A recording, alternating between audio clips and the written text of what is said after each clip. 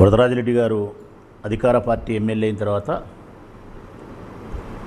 ఆయన dummy MLA అయిపోయిన తర్వాత, ఆయన కొడుకు కొండారెడ్డి మమ్మీ ఎమ్మెల్యే అయిన తర్వాత ప్రొద్దుటూరు నియోజకవర్గంలో పరిస్థితులు ఏ విధంగా ఉన్నాయి, శాంతి భద్రతలు ఏ విధంగా ఉన్నాయి,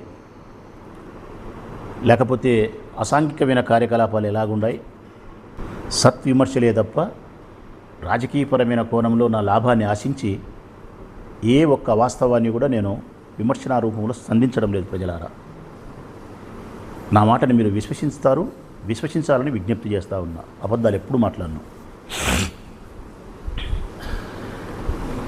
నాకు తెలిసినంతవరకైతే తెలుగుదేశం పార్టీ అధికారంలోకి వచ్చినప్పటి నుంచి ప్రొద్దుటూరులో వరదరాజిరెడ్డి గారు డమ్మి ఎమ్మెల్యే అయిపోయినప్పటి నుంచి, కొండారెడ్డి గారు రాజ్యాంగేతర శక్తిగా తయారైనప్పటి నుంచి ఇక్కడ ఎవరికి స్వేచ్ఛ లేదు. ఏ వ్యాపారస్తులకు స్వేచ్ఛ లేదు, ఉద్యోగస్తులకైతే ఉరివే స్వేచ్ఛ లేదు. ఆ ఉద్యోగస్తుల్లో కూడా పోలీసుల పరిస్థితి అయితే సంకట పరిస్థితి, చాలా సంకటమైన పరిస్థితి వాళ్ళది. ముందుకు పోలేక, వెనక్కి పోలేక, మనసును చంపుకోలేక, అట్లని ఉద్యోగాన్ని ఉద్యోగంలాగా చేస్తామంటే ట్రాన్స్ఫర్స్, లేకుంటే వీఆర్లు పెడతారు. ఇది పోలీసుల పరిస్థితి. జార్జ్ క్లబ్ తెరిచినారు, కంపచెట్టులో జూదం ఆడుతున్నారు, మంగతైలు ఆడుకుంటున్నారు. నిన్న ప్రవీణే చెప్తున్నాడు, యానో ఒక అపార్ట్మెంట్లో రెగ్యులర్గా మీరు జూదం ఆడుతున్నారని తెలుగుదేశం పార్టీ నాయకుడే చెప్తున్నాడు. నేను చెప్పడం కాదు, మాజీ తెలుగుదేశం పార్టీ ఇన్ఛార్జే చెప్తున్నాడు, పలానా ఆదిత్య అపార్ట్మెంట్ దేంట్లోనో రెగ్యులర్గా జూదం ఆడిపిస్తున్నారు మీరని. మంగతాయి ఆడిపిస్తున్నారు, రమ్మి ఆడిపిస్తున్నారు, జార్జ్ క్లబ్ తెరిచినారు, జూదాలన్నీ ఓపెన్ అయినాయి. అసాంఘిక కార్యకలాపాలు, మట్కా విచ్చిడివిడైంది, అన్ని జూదాలు. బంగ్యాకు విపరీతంగా ప్రొద్దుటూరులో దొరుకుతుంది. బంగ్యాకు అన్ని జూదాలు. బంగ్యాకు విపరీతంగా ప్రొద్దుటూరులో దొరుకుతుంది. బంగ్యాకు ఏడ చూసిన యువత బంగ్యాకు తాగి నిర్వీర్యం అయిపోతున్నారు. నిర్వీర్యం. వరదరాజిరెడ్డి అధికారంలోకి వచ్చిన తర్వాత మిమ్మల్ని అడుగుతున్నా, ప్రెస్ వాళ్ళనే, చౌక దుకాణాల ద్వారా పేదవారికి అందాల్సిన బియ్యము ఎక్కడికి పోతున్నాయి? వాళ్ళ కౌన్సిలర్లు చెప్పినా కదా, బస్మురళి పేరు చెప్పినా, రామాంజడి పేరు చెప్పినా, ఇంకొకని పేరు చెప్పినా, బియ్యం దందా, ఓపెన్ మార్కెట్ బియ్యం. పేదవాళ్ళు తినాల్సిన ఆహారాన్ని ఇది తింటారు. బియ్యం అమ్ముకుంటున్నారు, ఇసుక అమ్ముకుంటున్నారు.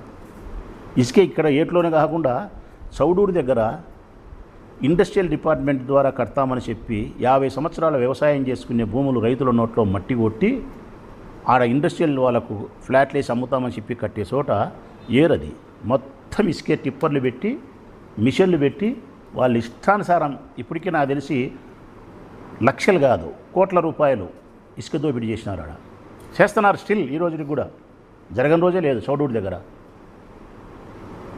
మద్యం అమ్ముతున్నారు, బంగ్యాకు అమ్ముతున్నారు, ఇసుక అమ్ముతున్నారు, బియ్యం అమ్ముతున్నారు. భూదోపిడీ, భూములైతే విపరీతమైనటువంటి దోపిడీ, మామూలు దోపిడీ కాదు. నేరుగా కొండారెడ్డి దానికి ఆద్యం. చిన్న చితక అయితే నాకు సరిపోవు అని చెప్పి భూములే, ప్రభుత్వానికి సంబంధించిన భూములను కన్నేసి డేగపిల్ల కోడిపిల్లలు దనకపోయినట్టు భూములకు. మన చెప్తే కదా, బొల్లవరం దగ్గర 150 కోట్ల భూమి. ఈడ రాజశేఖర రెడ్డి విగ్రహం చౌటపల్లి రస్తాలో పెట్రోల్ బంక్ ఎదురుకి ప్రభుత్వ భూమి, రెవెన్యూ వాళ్ళది. రోడ్డు మీదనే 4 సెంట్లు 5 సెంట్లు 3 రూములు వేసి రూమ్ 50 లక్షలు అమ్ముతున్నారు. రేపు చూపిస్తా ఫోటో కూడా. అది ఇప్పుడు 3 సార్లు కంప్లైంట్ చేసినా పట్టించుకోలే, కలెక్టర్ పట్టించుకోలే, జాయింట్ కలెక్టర్ పట్టించుకోలే. తిమ్మయ్య కళ్యాణ మండపం దగ్గర డిగేటి పట్ట భూములు, భూ దోపిడీ జరుగుతుంది, ఇసుక దోపిడీ జరుగుతుంది, జూదాలు జరుగుతున్నాయి, బియ్యం అమ్ముకుంటున్నారు, మద్యం విచ్చలవిడైపోయింది, బంగ్యాకు విచ్చలవిడైపోయింది.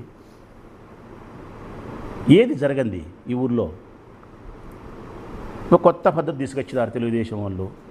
జూదాలు మంగతాయి షెడ్లలో బాగుండదని చెప్పి ధనవంతులైన పిల్లలను ప్రోగు చేసి ఫ్లైట్ టికెట్లు కొనిచ్చి గోవాకి తీసుకుపోయి గోవాలో 5 స్టార్ హోటల్లో బరబెట్టి 5 నక్షత్రాల హోటల్లో క్యాషినోలో జూదం ఆడిపించి అమ్మాయిలతో వ్యభిచారం చేయించి మందు దాపిచ్చి ఎంత చెడగొట్టాలని చెడగొట్టి ఇంటికి పిలుచుకొని వస్తున్నారు. తీరా వచ్చేటప్పుడు నైస్గా స్నానం చేయించి పౌడర్ వేయించుకొని పిల్లలకు పిలుచుకొని వస్తున్నారు. క్యాష్నో తెలుగుదేశం పార్టీ అధికారంలోకి వచ్చినాక.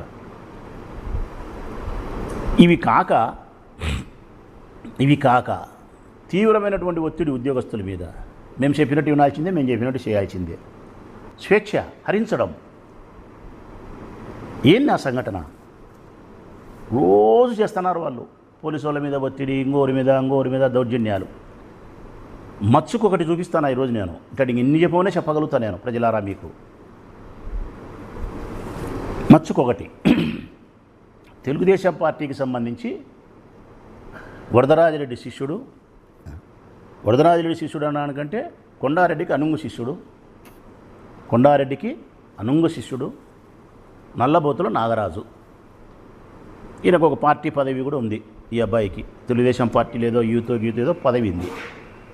పదవితో పాటు రాష్ట్ర ప్రభుత్వము వాల్మీకి సంఘానికి బోయ కులస్తులు అనుకుంటా దానికి డైరెక్టర్గా పదవినిచ్చినారు రాష్ట్ర స్థాయిలో. అంటే తెలుగుదేశం పార్టీ ఆ పిల్లోని గుర్తించిందని అర్థం, రికగ్నైజ్ చేసింది. తెలుగుదేశం పార్టీ మావాడు, మా కార్యకర్త, మా లీడర్ అని. కొండారెడ్డి సపోర్ట్ చేస్తేనే ఆ పిల్లోనికి ఆ పదవి వస్తుంది, లేకుంటే రాదు. అందుకే కొండారెడ్డి యొక్క అనుంగ శిష్యుడు నల్లబోతుల నాగరాజు. ఈ అబ్బాయి శ్రీరామ్ సిట్స్లో పోట్లదుర్తికి సంబంధించిన తన ఇంటిని, కొంత స్థలాన్ని మార్టిగేజ్ చేసి 40 లక్షల రూపాయలు అప్పు తీసుకున్నాడు. శ్రీరామ్ సిట్స్లో 40 లక్షల రూపాయలు. నెల 1,31,000 కంతు కట్టాల.